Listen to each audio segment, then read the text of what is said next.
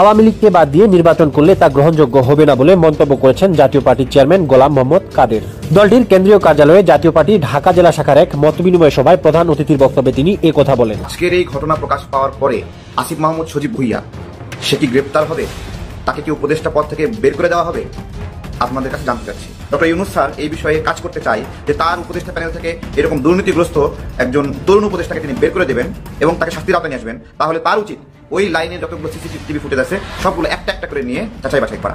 আসিফ মাহমুদ সজীব ভুইয়ার বিরুদ্ধে চাঁদাবাজির খুবই গুরুত্বপূর্ণ একটি প্রমাণ আমাদের সামনে এসেছে। আসিফ মাহমুদ সজীব ভুইয়ার ভয়ঙ্কর চাঁদাবাজির যে তথ্যটি, যে প্রমাণটি আমাদের সামনে এসেছে।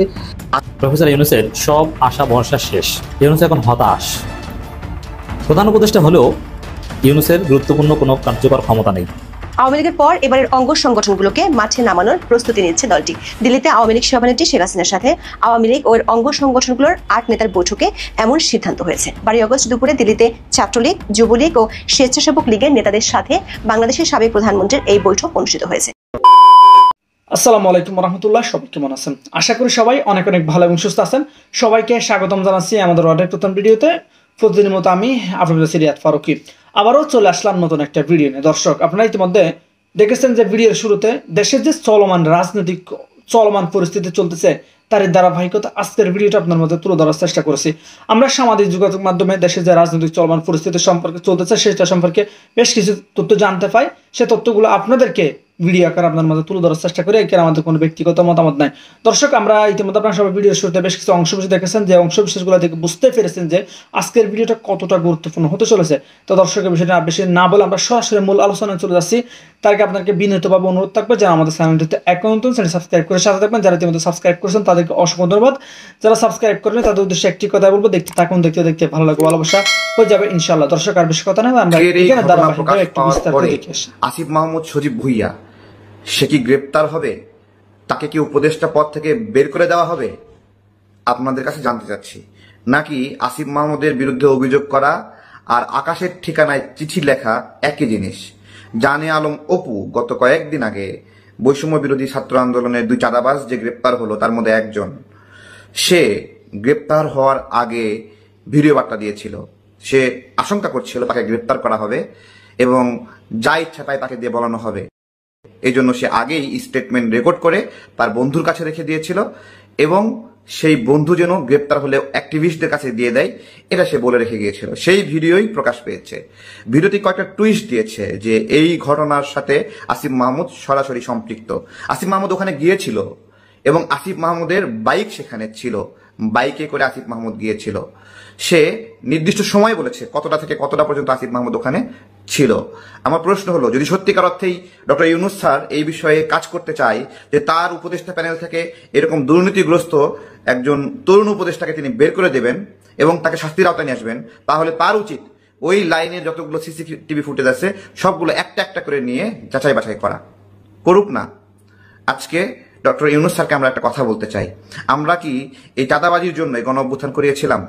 এই জন্য কি আপনি দায়িত্ব নিয়েছেন যে আপনি দায়িত্ব নিয়ে এদেরকে এইভাবে চাঁদাবাজি করার, লুটপাট করার মানে সব ক্ষমতা দিয়ে দিবেন? তারা এই অসীম ক্ষমতা পেয়ে যা ইচ্ছা তাই করবে। আজকে আসিফ মাহমুদ এই অবস্থায় এসে দাঁড়িয়েছে। এখন থেকে কয়েক মাস আগে আরেকটি এরকম ঘটনা ছিল। গুলশানে মধ্যরাতে আসিফ মাহমুদ হাজির সেই বাসায় কয়েক কোটি টাকা আছে বলে একটি গুজব ছড়ে এবং সেখানে গিয়ে টাকা পাওয়া যায় না পরবর্তীতে। আমরা এই কথাগুলো অনেক আগে থেকে বলে আসছি। নেটিজেনদের অনেক অংশ আমাদেরকে গালিগালাজ করছিলেন, তারা এই বিষয়গুলো বলতে দিতে চান না। আজকের এই ঘটনা প্রকাশ পাওয়ার পরে আসিফ মাহমুদ সজীব ভুইয়া সে কি গ্রেপ্তার হবে? তাকে কি উপদেষ্টা পদ থেকে বের করে দেওয়া হবে? আপনাদের কাছে জানতে চাচ্ছি। আওয়ামী লীগের পর এবারের অঙ্গ সংগঠনগুলোকে মাঠে নামানোর প্রস্তুতি নিচ্ছে দলটি। দিল্লিতে আওয়ামী লীগ সভানেত্রী শেখ হাসিনার সাথে আওয়ামী লীগ ও এর অঙ্গ সংগঠনগুলোর 8 নেতার বৈঠকে এমন সিদ্ধান্ত হয়েছে। 12 আগস্ট দুপুরে দিল্লিতে ছাত্রলীগ, যুবলীগ ও স্বেচ্ছাসেবক লীগের নেতাদের সাথে বাংলাদেশের সাবেক প্রধানমন্ত্রীর এই বৈঠক অনুষ্ঠিত হয়েছে। এ নিয়ে দলটির নেতাদের সাথে 3য় দফা বৈঠক করলেন শেখ হাসিনা। এদিকে কার্যক্রম নিষিদ্ধ থাকা সত্ত্বেও দেশের বাইরে থেকে দলটি তৎপরতার খবরে চিন্তিত বাংলাদেশের অন্তর্বর্তী সরকার। সরকারের আশঙ্কা আওয়ামী লীগ সংশ্লিষ্ট পেশাজীবী কিছু সংগঠন নানা ইস্যুতে আন্দোলনে নামতে পারে। ইতিমধ্যে এ নিয়ে পুলিশ ও সংশ্লিষ্ট প্রশাসনকে সতর্ক করা হয়েছে। সচিবালয় ও উচ্চ আদালতে নিরাপত্তায় নেওয়া হয়েছে বিশেষ ব্যবস্থা। আবার জাতিসংঘের কাছে আওয়ামী লীগের হয়ে নালিশ করেছে ব্রিটেনের ডাউটি স্ট্রিট। বাংলাদেশের অন্তর্বর্তী সরকার ব্রিটেনের এই ল ফার্মটির বিরুদ্ধে লড়ার জন্য G37 চেম্বার্স নামে একটি ল ফার্মের সহায়তা নিচ্ছে। এই ফার্মটি যুদ্ধাপরাধের মামলাগুলো চলার সময় জামাতের আইনজীবীদের সাহায্য করত। এদিকে আওয়ামী লীগের একাধিক সূত্রে জানা গেছে, বাংলাদেশের অভ্যন্তরে দলটির কার্যক্রম সরকার নির্বাহী আদেশে বন্ধ থাকলেও দলটি আটঘাট বেঁধে মাঠে নামতে চায়। সেজন্য দলটির সভানেত্রী ও বাংলাদেশের সাবেক প্রধানমন্ত্রী শেখ হাসিনা দিল্লিতে নিজ বাসভবনে একের পর এক নেতাদের তলব করেছেন। প্রথম 2 দফায় দলের শীর্ষস্থানীয় 12 জন নেতার সাথে মুখোমুখি বৈঠক করেছেন। এর আগে শেখ হাসিনা শুধু অনলাইনে দলের নেতাদের অডিও বার্তা দিতেন। দলটির নেতারা বলছেন, শেখ হাসিনা মূলত যেসব নেতা ভারতে অবস্থান করছেন তাদের ডেকেছেন, তাদের সাথে বৈঠক করেছেন। নেতাদের দাবি, শেখ হাসিনা সেসব বৈঠকে দিক নির্দেশনা দিয়েছেন। সবশেষ 12 আগস্ট তিনি বৈঠকের জন্য ডেকেছিলেন আওয়ামী লীগ ও অঙ্গ সংগঠনের নেতাদের। সাবেক স্বরাষ্ট্রমন্ত্রী আসাদুজ্জামান খান কামালের নেতৃত্বে কলকাতা থেকে 8 জনের একটি টিম শেখ হাসিনার সাথে দেখা করতে দিল্লি গিয়েছিলেন। এরা হলেন সাবেক সংসদ সদস্য সাইফুল ইসলাম ও সাইফুজ্জামান শেখর, যুবলীগের সেক্রেটারি মাইনুল হোসেন নিখিল, স্বেচ্ছাসেবক লীগের ভাইস প্রেসিডেন্ট ও সাবেক সংসদ সদস্য তানভীর শাকিল জয়, সেক্রেটারি আফজাল বাবু, ছাত্রলীগের সভাপতি সাদ্দাম হোসেন ও সাধারণ সম্পাদক শেখ ওয়ালি আসিফ ইনান। আওয়ামী লীগ ছাড়া যাতে দেশে কোনো নির্বাচন না হয় সেই ইস্যুতে আন্দোলনে নামার অংশ হিসেবে এই বৈঠক হয়েছে বলে দলটির নেতারা দাবি করেছেন। আগামী কয়েকদিনের মধ্যে আরও 2টি বৈঠক হওয়ার সম্ভাবনা আছে। বিবিসি বাংলার এক খবরে বলা হয়েছে, আওয়ামী লীগের নেতারা কলকাতা থেকে দলটি পরিচালনা করছে, সেখানে তারা নিয়মিত বৈঠক করেন। এদিকে কার্যক্রম নিষিদ্ধ থাকা সত্ত্বেও বিদেশে বসে দলটির এমন তৎপরতা বাংলাদেশের অন্তর্বর্তী সরকারকে ভাবিয়ে তুলেছে। সরকার প্রেস সেক্রেটারি বলেছেন, বিষয়টি তারা নজরে রেখেছেন। সরকার আশঙ্কা দলটি এই মুহূর্তে সরাসরি মাঠে না নামলেও বিভিন্ন পেশাজীবী সংগঠনের ব্যানারে তারা আন্দোলন করতে পারে। সরকার গোয়েন্দা সংস্থাগুলো সরকারকে এমন বার্তা দিয়ে রেখেছে, সেজন্য সরকার কিছু আগাম সতর্কতামূলক নির্দেশনাও দিয়ে রেখেছে। 12 আগস্ট হঠাৎ করে সরকার ও পুলিশ প্রশাসন সচিবালয় এবং উচ্চ আদালত প্রাঙ্গণে মিছিল মিটিংয়ের উপর নিষেধাজ্ঞা জারি করে নোটিশ দিয়েছে। বাংলাদেশ সচিবালয়ের ভেতরে নিরাপত্তায় মিছিল সমাবেশ নিষিদ্ধ সহ 7টি জরুরি নির্দেশনা জারি করেছে সরকার। সন্ধ্যা 6টার পর সচিবালয়ের ভিতরে জরুরি দাপ্তরিক প্রয়োজনে অবস্থান করতে হলে স্বরাষ্ট্র মন্ত্রণালয়কে অবহিত করতে হবে বলেও জানানো হয়েছে সরকারি নির্দেশনায়। স্বরাষ্ট্র মন্ত্রণালয়ের জননিরাপত্তা বিভাগ থেকে এ সংক্রান্ত একটি বিজ্ঞপ্তি জারি করা হয়েছে। স্বরাষ্ট্র মন্ত্রণালয়ের যুগ্ম সচিব মোহাম্মদ জসিমউদ্দিন স্বাক্ষরিত বিজ্ঞপ্তিতে বলা হয়, দেশের প্রশাসনের প্রাণকেন্দ্র হিসেবে বাংলাদেশ সচিবালয়ের অভ্যন্তরে প্রত্যেকটি ভবনের নিরাপত্তার বিষয়টি অত্যন্ত গুরুত্বপূর্ণ। তাই সচিবালয়ের অভ্যন্তরে অবস্থিত প্রতিটি ভবন বা প্রাঙ্গণের সার্বক্ষণিক শৃঙ্খলা ও নিরাপত্তা নিশ্চিত করতে বিভিন্ন সিদ্ধান্ত নেওয়া হয়েছে। সরকারিভাবে এই নির্দেশিকায় বিশেষ কোনো কারণ জানানো হয়নি। তবে হঠাৎ করে এমন নির্দেশনার কারণ কি তা নিয়ে উঠেছে প্রশ্ন। একাধিক সূত্র থেকে জানা গেছে, সচিবালয়ে আওয়ামীপন্থী আমলাদের বিদ্রোহের আশঙ্কা করছে সরকার। সাবেক প্রধানমন্ত্রীর সময় 46 জন শেখ হাসিনা অনুগত আমলাকে সরকার চিহ্নিত করেছে। বিগত কয়েক মাস যাবত তারা নিজেরা সংগঠিত হতে শুরু করেছে বলে সরকার জানতে পেরেছে। ঢাকার officers club, Dhaka Borni club সহ অভিজাত জায়গায় তারা বৈঠক করছেন বলে গোয়েন্দারা সরকারকে রিপোর্ট দিয়েছে। একই দিনে ঢাকা মহানগর পুলিশ বা ডিএমপি সুপ্রিম কোর্ট এলাকা এবং এর আশেপাশের গুরুত্বপূর্ণ স্থানে জনশৃঙ্খলা রক্ষার স্বার্থে নতুন করে সব ধরনের সভা সমাবেশ, গণজমায়েত ও মিছিল নিষিদ্ধ ঘোষণা করেছে। 13 আগস্ট থেকে পরবর্তী নির্দেশ না দেওয়া পর্যন্ত এই নিষেধাজ্ঞা কার্যকর থাকবে বলে পুলিশ জানিয়েছে। নিষেধাজ্ঞার আওতায় থাকা এলাকাগুলো হলো প্রধান বিচারপতির সরকারি বাসভবন, বিচারপতি ভবন, জাজেস কমপ্লেক্স, সুপ্রিম কোর্টের প্রধান ফটক, সুপ্রিম কোর্ট সংলগ্ন মাজার গেট ও জামে মসজিদ গেট, আন্তর্জাতিক অপরাধ ট্রাইব্যুনালের প্রবেশ গেট, বিচার প্রশাসন প্রশিক্ষণ ইনস্টিটিউট ভবনের সামনের সড়ক ও মৎস্য ভবন সংলগ্ন সড়ক। এসব এলাকায় কোনো ধরনের সভা সমাবেশ, মানববন্ধন, অবস্থান ধর্মঘট কিংবা শোভাযাত্রা করা যাবে না বলে জানিয়েছে ডিএমপি। সরকারের সূত্রগুলো বলছে, সচিবালয় ও কোর্ট প্রাঙ্গণে বড় ধরনের সরকার বিরোধী শোডাউন হতে পারে এমন আশঙ্কা থেকে এ ধরনের নিষেধাজ্ঞা দেওয়া হয়েছে। আগামী সপ্তাহে আরো কয়েকটি স্থানের জন্য একই ধরনের নিষেধাজ্ঞা আসতে পারে। প্রফেসর ইউনূসের সব আশা ভরসা শেষ। ইউনূস এখন হতাশ।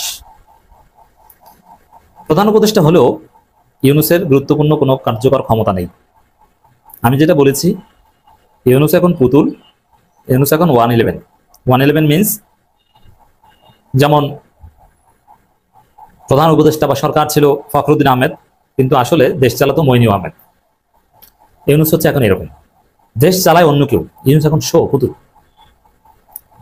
ইউনূসের যে ভিশন ছিল, তার অন্যের রাজনীতি দাঁড়াবে, একটা নতুন বাংলাদেশ হবে, স্পষ্ট বলেছেন। রিসেট বাটন, বাংলাদেশ 2.0, কত কিছু বলেছিলেন না, সেগুলো এখন আর নেই। এখন আর রিসেট বাটনও বলেন না, বাংলাদেশ 2.0 বলেন না। বিপ্লব বলতেন আমাদের জুলাই বিপ্লব, এখন বিপ্লব বলা বাদ দিয়ে দিয়েছেন। সংস্কারের চ্যাপ্টার ক্লোজ করে দিয়েছেন। সেফ এক্সিটের জন্য বিএনপির কোলে উঠে বসেছে।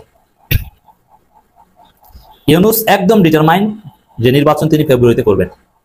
লেভেল প্লেইং ফিল্ড, সংস্কার, মারামারি, কাটাকাটি এগুলো নিয়ে কোনো মাথা ব্যথা নেই। কেন? ইউনূস দেখছেন আর পারছেন না, তিনি যা করতে চান সেটা করতে পারেন। অবশ্যই তিনি নিজেই দুর্বল চিত্তের লোক। আমেরিকা, ভারতের চাপ হচ্ছে না, বিএনপি সব জায়গায় বাধা দেয়। একবার তো আগে চলে যেতে চেয়েছেন, এখন বারবার তো চলে যাওয়া যায় না, এই জন্য নির্বাচন দিয়ে চলে যাবে, নির্বাচন যেমনই হোক। এজন্য সুষ্ঠু নির্বাচন নিয়েও বিএনপির ইউনূসের কোনো আশা ভরসা নেই যে না একটা সুষ্ঠু নির্বাচন করবোই, কারচুপি আর হতেই দিবে না। ইউনূস নিজেই এখন ভাগ বাটোয়ারা নির্বাচনে সায় দিয়েছেন এবং তিনি রাজি হয়ে গেছেন। তো এই জায়গাটায় দর্শক, আপনি যদি প্রফেসর ইউনূসের চেহারার দিকে তাকান, তার মুখ মলিন, তার মুখে আগের মতো হাসি নেই। সে ঈদের নামাজের দিন, কোরবানির ঈদের নামাজের দিন, ঈদুল ফিতরের দিন ইউনূসের যে উজ্জ্বল চেহারা, তার হাত নাড়ানোর যে স্টাইল, সেই কাতার সফরের, জাতিসংঘ সফরে যে তার ভাব, বডি ল্যাঙ্গুয়েজ, সাংবাদিকদের যেভাবে তিনি ডিল করেছেন, যেভাবে সাক্ষাৎকার দিতেন, মানুষ বলতো স্যার 5 বছর চাই, আর তিনি হাসতেন, সে হাসি ইউনূসের মুখে আর নেই। বরং তার অবনতি আমরা দেখতে পাচ্ছি। তিনি আগে নিয়মিত চশমা পরতেন না, এখন চশমা পরেন, অথচ হওয়ার কথা ছিল উল্টা। যেমন খালেদা জিয়ার মতো একদম মৃত পথযাত্রী অসুস্থ লোক।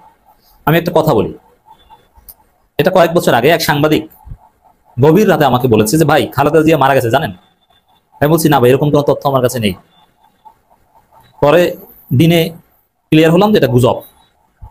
সাংবাদিকদের সাথে আমার ঘনিষ্ঠ সম্পর্ক আছে, অনেক সাংবাদিকদের সাথে বিভিন্ন হাউসের সাথে ঘনিষ্ঠ সম্পর্ক রাখি, যেহেতু আমার কার্যক্রম এটা ওয়ান কাইন্ড অফ জার্নালিজম, যদি সিটিজেন জার্নালিজম বা অ্যাক্টিভিজম, আপনি অনেকভাবে এটাকে ব্যাখ্যা করতে পারেন। সাংবাদিকদের সাথে সুসম্পর্ক রাখি, সেই জায়গায় অনেক সাংবাদিক এই বিটে, বিএনপি বিটে যারা কাজ করে, তারা খালেদা জিয়ার মৃত্যুর নিউজ রেডি করে রেখেছে। যে সাবেক 3 বারের প্রধানমন্ত্রী বেগম খালেদা জিয়া মৃত্যুবরণ করেছেন, ইন্না লিল্লাহি ওয়া ইন্না ইলাইহি রাজিউন। এখন আর কোন জায়গায় মৃত্যুবরণ করেছে, কোন হসপিটালে, এইটা ডট ডট দিয়ে রেখেছে, ওইখানে জাস্ট ওইটা লিখে দিব, কোন টাইমটায়, ওইটাও জাস্ট ওখানে বসিয়ে দিব। মানে এই ধরনের মহা ঘটনা ঘটলে যত তাড়াতাড়ি নিউজ দিতে পারবে ততই টিআরপি বাড়বে, বা এটাই নিউজ পেপার একটা বৈশিষ্ট্য, যে কে কত তাড়াতাড়ি একটা নিউজ দিতে পারে, কত সঙ্গে। এই জন্য নিউজটা রেডি করা ছিল, জাস্ট টাইমটার স্থানটা ঢুকিয়ে দিবে। সেই খালেদা জিয়া আল্লাহর রহমতে বেঁচে আছেন এবং সুস্থভাবে বেঁচে আছেন। তিনি এখন বিদেশ যান, তিনি হাত নাড়ান, তিনি বিয়ে খাইতে যান, তিনি সেনাকুঞ্জের অনুষ্ঠানে যান, তিনি রাজনৈতিক সংকট নিরসনে ভূমিকাও রাখেন। কেন? সুসময় এসেছে বলে। আওয়ামী লীগ ক্ষমতায় থাকলে এতদিন খালেদা জিয়া থাকতেন বলে মনে হয় না। মানসিক টেনশন, অস্থিরতা, দেশের চিন্তা, নিজের চিন্তা, ভালো চিকিৎসা নেই, কি করে হাজিনা বলা যায় না। কি খালেদা 2 দিন পর হসপিটালে যেতে হতো, 14 দিন 15 দিন হসপিটালে যেতে হতো। আর এখন খালেদা জিয়া এখন হসপিটালে কয়েক ঘন্টার জন্য যায়, আবার চলে আসে, আবার নাকি লন্ডন যাবে। ক্ষমতা, অনুকূল পরিবেশ মানুষকে এভাবে করে। শেখ হাসিনাকে এখন দেখায় কিসের মতো, একটা ছবি তো আসে, ডাইনির মতো দেখায়, চোরের মতো দেখায়, খয়রাতির মতো দেখায়। অথচ এই শেখ হাসিনা প্রধানমন্ত্রী থাকা অবস্থায় ভাব দেখতেন কি অবস্থা, কেমন বাজে চেহারা, অথচ কি সুন্দর দেখাইতো। টিউলিপ সিদ্দিকীকে দেখেছে, ওরে মেকআপ, এমপি মন্ত্রী, আর এখন মন্ত্রিত্ব নাই, এখন চোরের মতো দেখায়। কি বয়স এখন বোঝা যায়, এতদিন ভাব নিত যে ইয়াং কোচি। তো ক্ষমতা মানুষকে এভাবে ভিভিট করে, প্রাণ চঞ্চল করে, উজ্জ্বল করে। আওয়ামী লীগকে বাদ দিয়ে নির্বাচন করলে তা গ্রহণযোগ্য হবে না বলে মন্তব্য করেছেন জাতীয় পার্টির চেয়ারম্যান গোলাম মোহাম্মদ কাদের। দলটির কেন্দ্রীয় কার্যালয়ে জাতীয় পার্টি ঢাকা জেলা শাখার এক মতবিনিময় সভায় প্রধান অতিথির বক্তব্যে তিনি একথা বলেন। সভায় জিএম কাদের বলেন, আওয়ামী লীগ যখন জামায়াত ইসলামীকে রাজনীতিতে নিষিদ্ধ করেছে আমি তার প্রতিবাদ করেছি। একইভাবে এখনো বলছি, আওয়ামী লীগকে বাদ দিয়ে নির্বাচন করলে তা গ্রহণযোগ্য হবে না। জিএম কাদের বলেন, জুলাই গণহত্যায় অনেক মিথ্যা মামলা দেওয়া হয়েছে। আমার ও আমার নেতা কর্মীদের বিরুদ্ধে অনেকগুলো মিথ্যা হত্যা মামলা দেওয়া হয়েছে। মিথ্যা মামলায় যাদের গ্রেপ্তার করা হয়েছে তাদের জামিন দেওয়া হচ্ছে না। জাতীয় পার্টির চেয়ারম্যান বলেন, আইনের কথা হচ্ছে একজন নিরাপরাধকে বাঁচাতে প্রয়োজনে 10 জন দোষীকে ছেড়ে দাও, কিন্তু এখন কি হচ্ছে, একজন দোষীকে শাস্তি দিতে 10 জন নিরাপরাধ মানুষকে শাস্তি দিচ্ছে, বাড়িঘর ও অফিসে আগুন দিচ্ছে। মামলা হামলা করে আমাদের দমিয়ে রাখতে পারবে না। আমরা বর্তমান সরকারের অপকর্মের বিরোধিতা করছি, ঝুঁকি নিয়ে জনগণের পক্ষে কাজ করছি। জিএম কাদের বলেন, শেখ হাসিনা সরকার আইনের মারপ্যাঁচে আমার রাজনৈতিক কর্মকাণ্ডের নিষেধাজ্ঞা দিয়েছিল। এখন এই সরকারও আইনের মারপ্যাঁচে আমাকে রাজনৈতিক কর্মকাণ্ড নিষেধাজ্ঞা দিয়েছে। আওয়ামী লীগ সরকার যা করছে বর্তমান সরকারও তাই করছে, তাহলে পরিবর্তন কি হলো? দলটির এই নেতা বলেন, আওয়ামী লীগকে ফ্যাসিবাদ বা স্বৈরাচার বলা হয়, একই কাজ যদি বর্তমান সরকারও করে তাকে কি বলবেন? আমাদের দলীয় প্রতীক অন্যদের দেওয়া হবে এমন ভয় দেখিয়ে আমাদের ব্ল্যাকমেইল করেছিল আওয়ামী লীগ, এখন আবার সেই খেলা শুরু হয়েছে। সরকার আমাদের পিছে লেগে রয়েছে, সুবিধা তো দূরের কথা, আমরা আমাদের সাংবিধানিক অধিকার ভোগ করতে পারি না। নেক্সট রিপোর্ট, সমকাল। তো প্রিয় দর্শক, এই বিষয়টা আপনার মূল্যবান মতামত অবশ্যই কমেন্ট করে জানাতে ভুলবেন না। তখন সাথে থাকার জন্য সবাইকে অসংখ্য ধন্যবাদ জানিয়ে এখানে শেষ করবো আজকের ভিডিও। ভালো থাকবেন, সুস্থ থাকবেন, আর আমাদের চ্যানেলটিতে নতুন থাকলে প্লিজ আমাদের চ্যানেল সাবস্ক্রাইব করে সাথে থাকবেন। ধন্যবাদ সবাইকে, আল্লাহ হাফেজ।